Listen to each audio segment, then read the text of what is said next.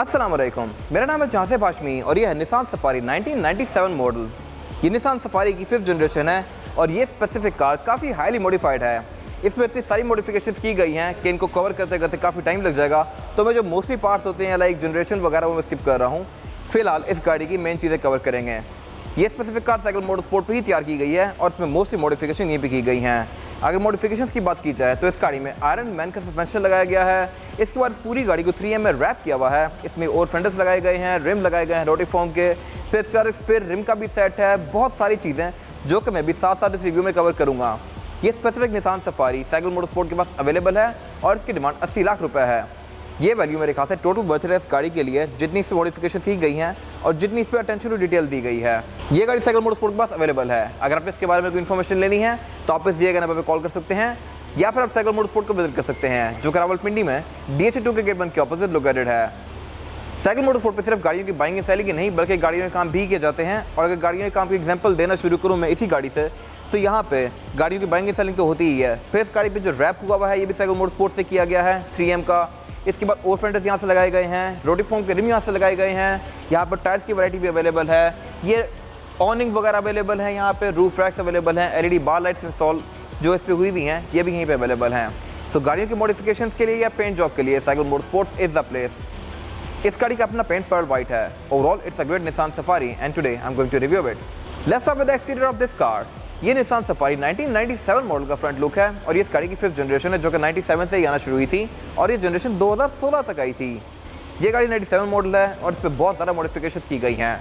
अगर हम स्टार्ट करें फ्रंट से तो इसकी एक तो हेडलाइट्स जो हैं ये HID लगी हुई हैं जो कि इसकी लुक अच्छा बना रही हैं।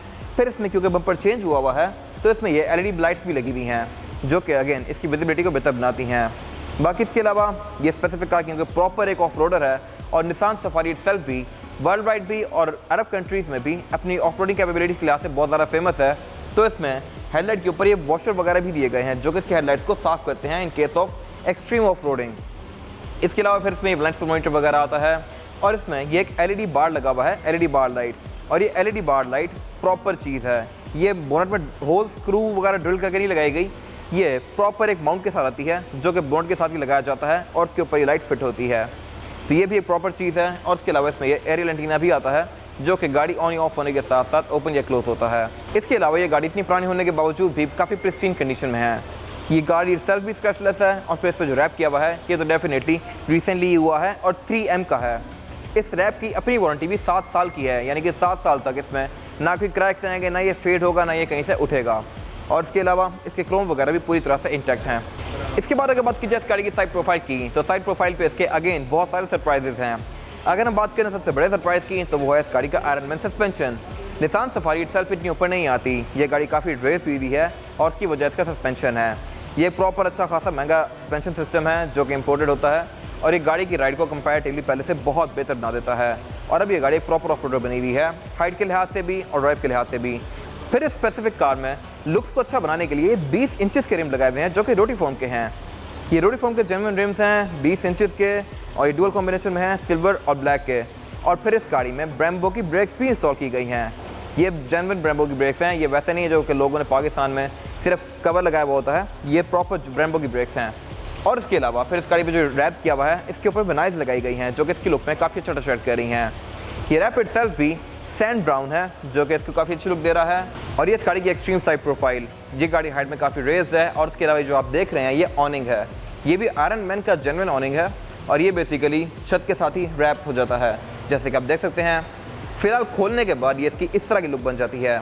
इसकी 2 लेग्स आती हैं और फिर सेंटर में 2 सपोर्ट्स आती हैं जिनको आप खोल के इसको इस तरह से ओपन कर सकते हैं। और फिर इसमें ये LED लाइट भी आती है जो कि इसको काफ़ी अच्छी लुक दे रही है। आप यहाँ पे प्रॉपर बैठ के कैंपिंग कर सकते हैं, डेजर्ट में या जहाँ पे भी आपने ये गाड़ी जाके लगाई है, यहाँ पे आप बैठ के टाइम पास कर सकते हैं। इसकी फोल्डिंग चेयर्स वगैरह भी आती हैं जो कि आपको साइकिल मोटर स्पोर्ट से मिल जाएंगी।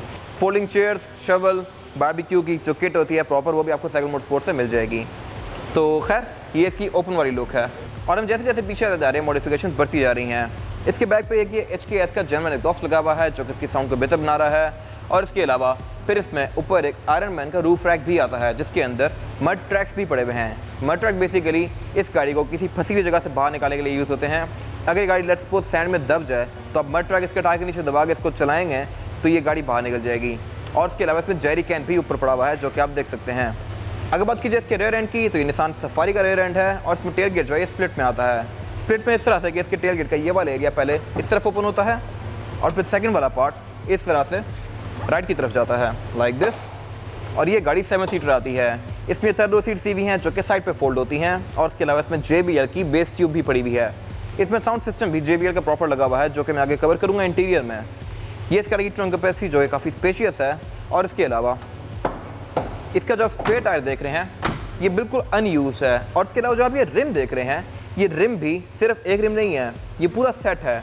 इसमें अभी 20 इंचेस के रिम लगे हुए हैं जो कि शहर के अंदर यूज़ करने के लिए हैं, लेकिन अगर आपने इस पर एक्सट्रीम ऑफ रोडिंग करनी है तो उसके लिए भी इसमें ये 15 इंचेस के रिम हैं जिन पे ये काफ़ी हाई प्रोफाइल का टायर लगा हुआ है जो कि ऑफ रोडिंग आपकी बहुत बेहतर बना देगा। प्लस आप इन टायरों को हवा कम करके भी यूज़ कर सकते हैं। तो ये मेरे ख्याल से बड़ी मज़े की चीज़ें हैं। और इसके अलावा इसकी टेल लाइट्स भी क्रिस्टल वाली लगी हुई हैं। बाकी निसान सफारी की बैजिंग दी गई है और इसके अलावा इसमें रेयर कैमरा भी लगा हुआ है। तो ये गाड़ी मॉडर्न डे के लिहाज से भी काफ़ी इक्विप्ड है। इसके बाद अगर बात कीजिए इस गाड़ी के इंटीरियर की तो ये निसान सफारी 1997 मॉडल का इंटीरियर है जो कि लुक्स के लिहाज से तो कोई बहुत ज़्यादा मॉडर्न नहीं लगता, लेकिन कंडीशन के लिहाज से ये गाड़ी बिल्कुल प्रिस्टीन है। इसकी सीट्स, डैशबोर्ड, वुड की ट्रिम, स्टीयरिंग व्हील, आर्मरेस्ट वगैरह सब कुछ अपनी कंडीशन में है। और इसके अलावा ये पूरा इंटीरियर ग्रे कलर में है। सीट्स इस गाड़ी की फैब्रिक की कॉम्बिनेशन में है और ये टेक्सचर्ड है। फिलहाल अगर बात कीजिए इस गाड़ी के स्टीयरिंग व्हील की तो स्टीयरिंग व्हील इस गाड़ी का लुक्स के लिहाज से बड़ा बेसिक सा है। इसमें कंट्रोल वगैरह नहीं आते, लेकिन इस टाइम पे कंट्रोल आते भी नहीं से गाड़ियों में, तो इट्स ओके। और इसके अलावा एयरबैग इस गाड़ी में टोटल 2 आते हैं, एक स्टीयरिंग व्हील के अंदर माउंटेड है और एक डैशबोर्ड में है। इसके अलावा इसके स्टीयरिंग के पीछे जो कंट्रोल दिए गए हैं ये काफ़ी इंप्रेसिव हैं। इस तरह से कि इस गाड़ी में हेडलाइट्स ऑटोमेटिक फीचर के साथ आती हैं। ये गाड़ी 97 मॉडल है बट इसमें हेडलाइट्स ऑटोमेटिक दी गई हैं, यानी कि ये डे और नाइट को सेंस करके ऑटोमेटिकली ऑन या ऑफ होंगी। और इसके अलावा लेफ्ट पे इसके विंडशील्ड वॉशर के कंट्रोल दिए गए हैं। इसमें वॉशर्स बहुत सारे आते हैं, एक तो डेफिनेटली विंड स्क्रीन पे, फिर रेयर विंडशील्ड पे, फिर इसकी हेडलाइट के ऊपर ही वॉशर्स आते हैं। इसके अलावा अगर बात की जाए गाड़ी के मीटर की तो मीटर इस गाड़ी का हर निसान की कार जैसा है। इसमें 4 मेन डायल दिए गए हैं, एक स्पीडोमीटर का, RPM का, टेम्परेचर का और फ्यूल गेज का। इसमें बैटरी वोल्टेज वगैरह नहीं आती, लेकिन अगेन ये अभी उस टाइम पे नहीं आती थी गाड़ियों में।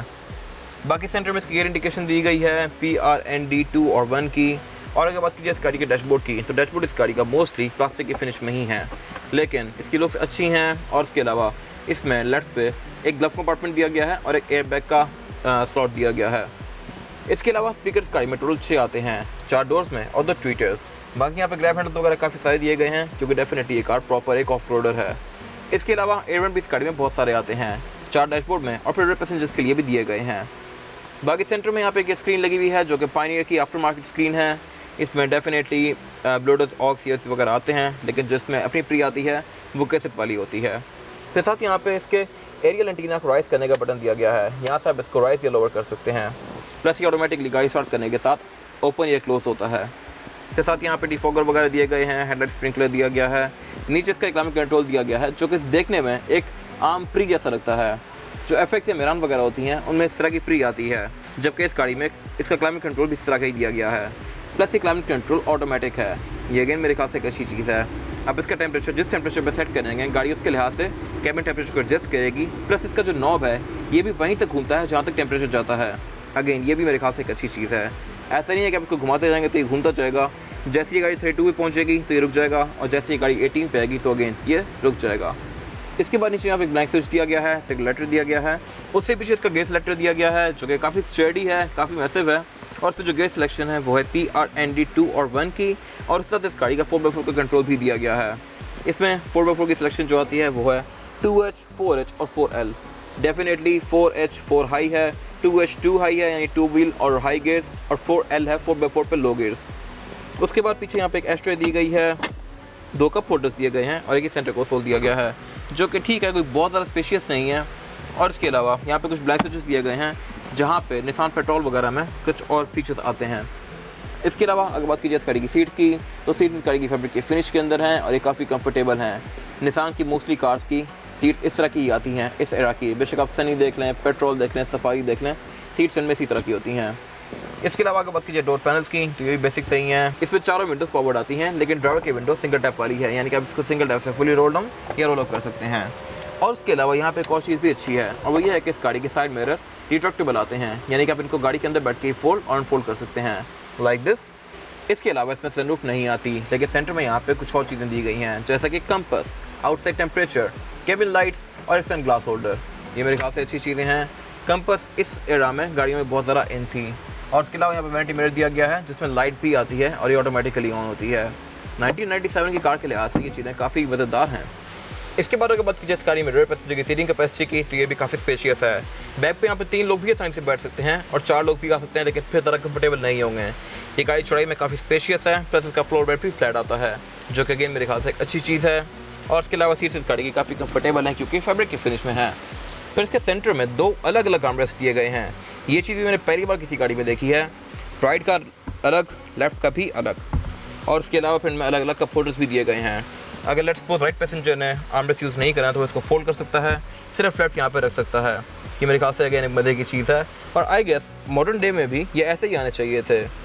इसके अलावा इसकी रेयर बेंचेस 50-50 के स्प्लिट के साथ हैं। आप इनको फोल्ड करके इस गाड़ी की ट्रंक कैपेसिटी को और भी ज़्यादा खुला बना सकते हैं। और उसके अलावा सेंटर में यहाँ पे रेयर कूलर कंट्रोल भी दिया गया है। इसमें यहाँ पे ऊपर एयर वेंट्स दिए गए हैं, 2 इधर और फिर 2 लेफ्ट साइड पे, जिनको आप यहाँ से ऑन या ऑफ कर सकते हैं। इसके अलावा इसकी जो ड्राइवर की सीट है, इसकी पैडिंग को भी आप सॉफ्ट या हार्ड कर सकते हैं यहाँ से। इसके अलावा इस गाड़ी में 3rd रो सीट्स भी आती हैं। ये बैक पे 2 इंडिविजुअल सीट्स दी गई हैं जो कि कैपेसिटी के लिहाज से ठीक हैं। आप लॉन्गर जर्नीज़ के लिए यहाँ इतने आराम से नहीं बैठ सकते, लेकिन शॉर्ट जर्नीज़ के लिए यहाँ पे 2 लोग एडजस्ट हो सकते हैं। फिलहाल इस गाड़ी में क्योंकि बेस ट्यूब पड़ी हुई है, बेस ट्यूब को पीछे करके इस गाड़ी की सीट को ओपन किया जा सकता है। इसके अलावा यहाँ पे कुछ खास है नहीं। इसके बाद अगर बात की जाए इस गाड़ी के इंजन की, तो इंजन इस गाड़ी में 3 ऑफर होते हैं, पेट्रोल में और 4 ऑफर होते हैं डीजल में। Total 7 engine. पेट्रोल इंजन की बात की जाए तो इस गाड़ी में 4.2, 4.5 और 4.8 इंजन आता है। ये स्पेसिफिक इंजन 4.5 लीटर है और इनलाइन 6 सिलेंडर है। ये गाड़ी 200 हॉर्स पावर प्रोड्यूस करती है विद 350 न्यूटन ऑफ टॉर्क, जो कि एक अच्छा परफॉर्मेंस फिगर है बॉडी साइज के लिहाज से। प्लस ये गाड़ी क्योंकि पेट्रोल है तो ये गाड़ी कोई बहुत ज़्यादा नॉइज़ प्रोड्यूस नहीं करती और बहुत ज़्यादा धुआं भी नहीं मारती। और ये गाड़ी क्योंकि इतनी प्रिस्टीन कंडीशन में है तो इस गाड़ी का इंजन भी काफ़ी साफ़ सुथरा है। और उसके अलावा ये गाड़ी आपको 2-3 लाख किलोमीटर और आराम से ट्रबल फ्री दे सकती है।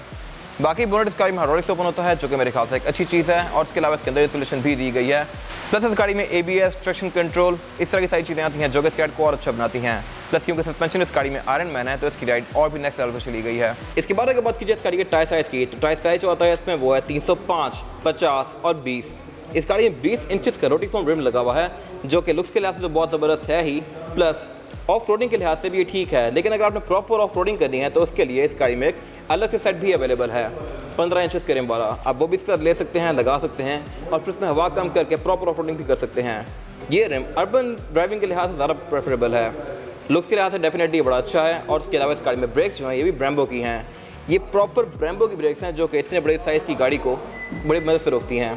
खैर बाकी क्योंकि इसमें आयरन मैन सस्पेंशन लगा हुआ है तो ये डेफिनेटली गाड़ी थोड़ी सी रेस हुई भी है, जो कि इसकी लुक और अच्छा बना रहे हैं। इसके अलावा यहाँ पे कुछ खास है नहीं। ये था आज का रिव्यू। अगर आपको ये रिव्यू पसंद आया है तो इस रिव्यू को लाइक कीजिए, मेरे चैनल को सब्सक्राइब कीजिए और अगर आपके पास गाड़ी से रिलेटेड कोई भी राय है तो उसको कमेंट सेक्शन में शेयर जरूर कीजिएगा, ताकि वो लोग जो गाड़ी लेने वाले हैं वो आपकी राय से फ़ायदा उठा सकें।